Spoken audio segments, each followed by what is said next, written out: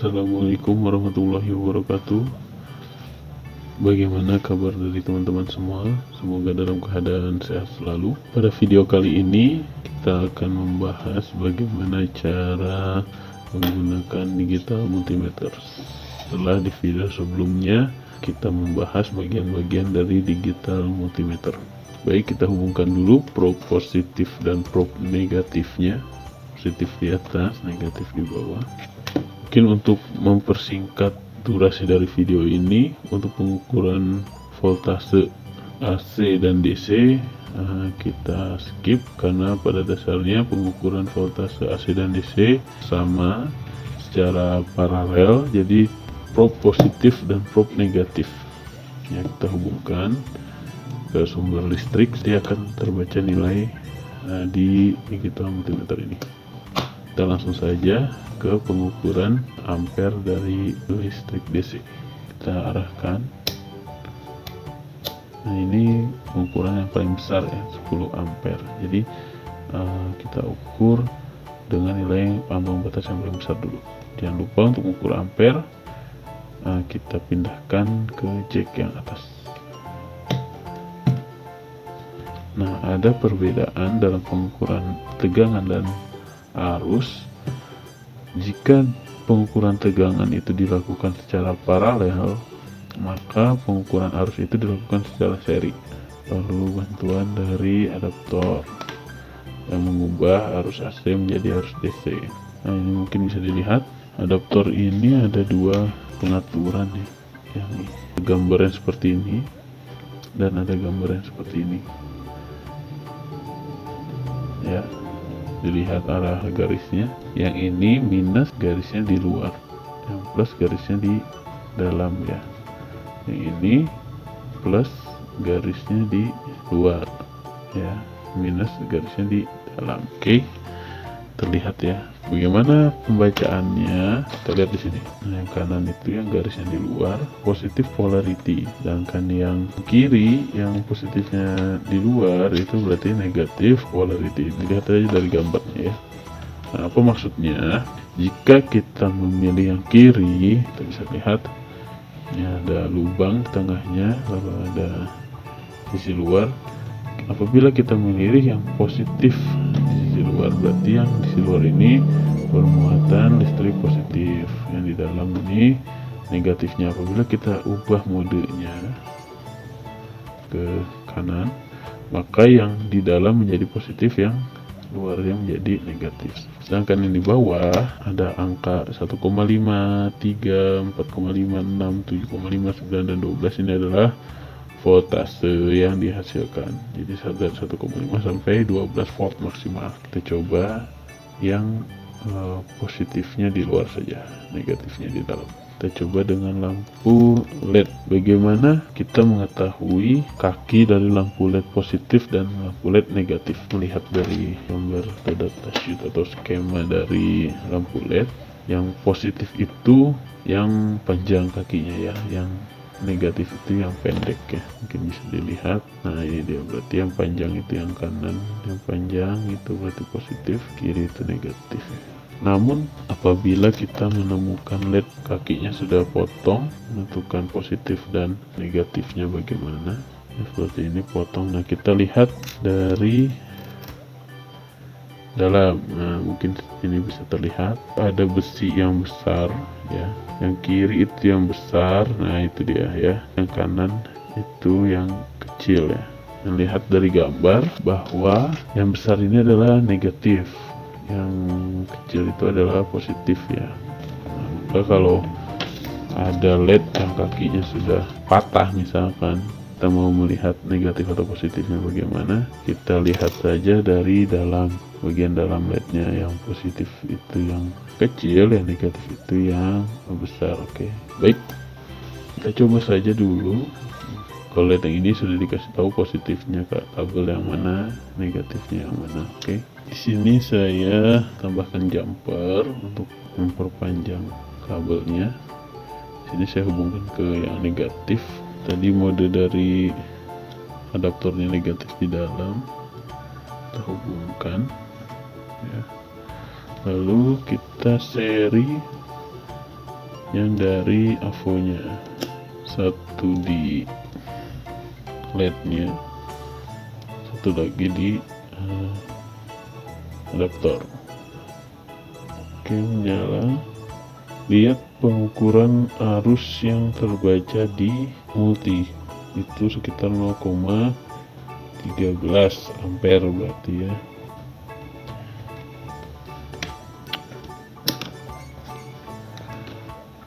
Nah, kalau kita pindahkan selektornya ke mili, itu akan terbaca 1,2 1,3 mili ampere. Ini cukup mungkin untuk pembacaan arus DC. Kita pindahkan selektor ke pembacaan HFE. Baik, kita pindahkan cek yang di bawah.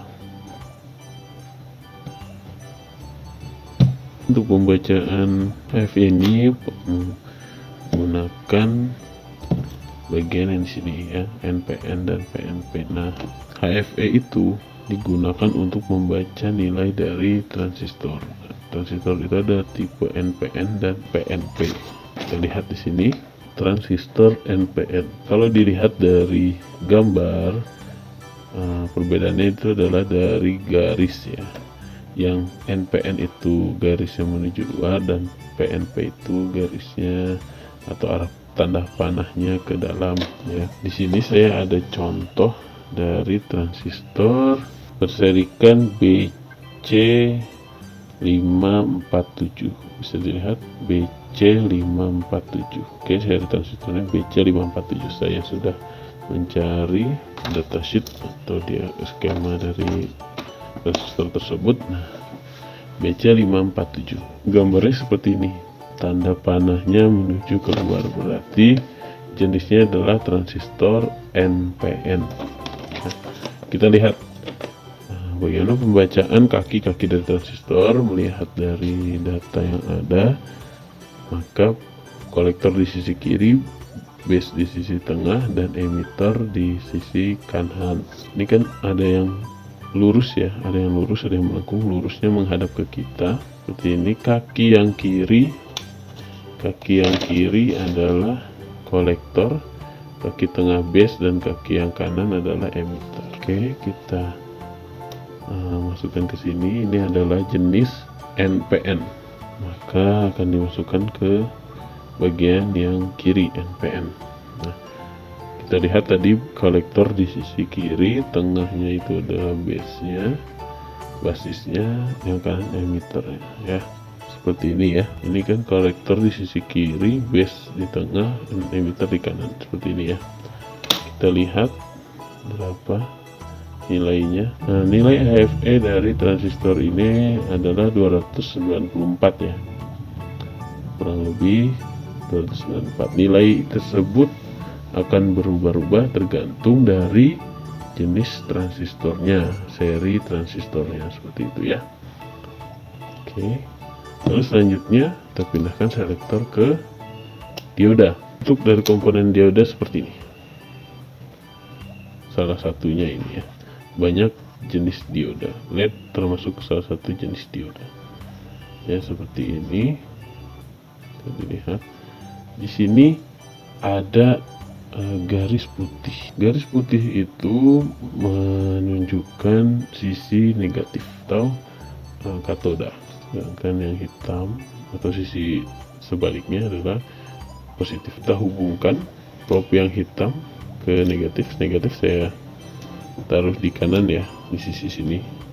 Di sini negatif yang kita lihat ya, negatifnya ada ring putihnya di sisi kanan. Hubungkan yang negatif di sisi kanan, positif di sisi kiri. Nah, nilai yang dihasilkan sekitar 300 ya. Sekitar 307, 305, 304 ya, kurang lebih di atas 300 lah ya, di 305 lah, seperti itu.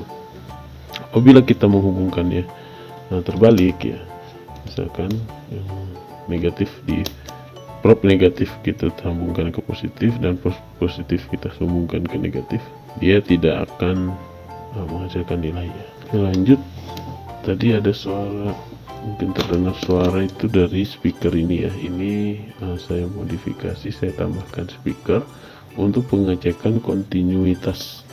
Jadi pengecekan kontinuitas itu bisa digunakan untuk mengecek kabel ya. Misalkan seperti ini, kita ada kabel jumper. Nah, kita mau mengecek apakah masih terhubung atau tidak gitu ya. Nah, misalkan kita ambil di sini kabel jumper yang warna hijau ya, warna hijau. Nah, ini kita hubungkan. Oke, kabelnya kita hubungkan ya.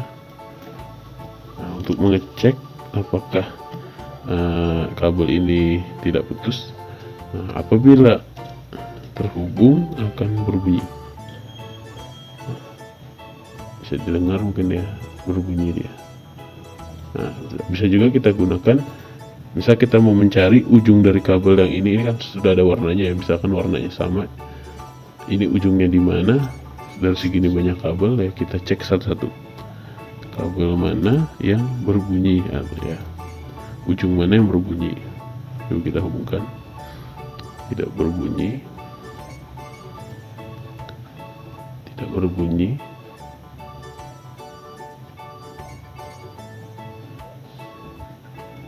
Ini tidak berbunyi juga,